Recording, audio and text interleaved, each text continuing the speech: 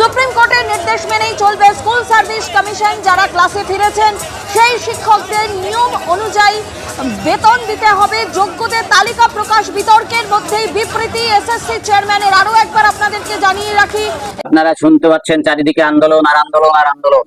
প্রতিশ্রুতি মতো 21শে April SSC যে চাকরি হারাদের যোগ্য অযোগ্য তালিকা প্রকাশ করার কথা ছিল সেটা প্রকাশ করলো না। এসএসসি বা রাজ্য সরকার কেউ এটা তালিকাটা প্রকাশ করলো না।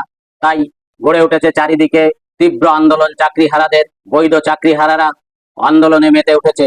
এসএসসি অফিসের সামনে চলছে তীব্র আন্দোলন।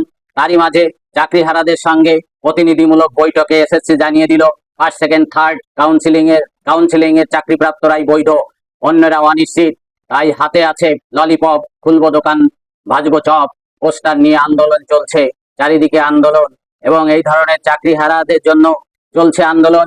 যারা বৈধ চাকরি হারা তারা আন্দোলন করছে, তাদের আন্দোলন বৈধ, তাদের জন্য আমাদের সহানুভূতি রইল। এবং এবিপি আনন্দের ভিডিও থেকে আমরা যা জানতে পারলাম সেটি এর সঙ্গে শেয়ার করব। ধন্যবাদ সবাইকে।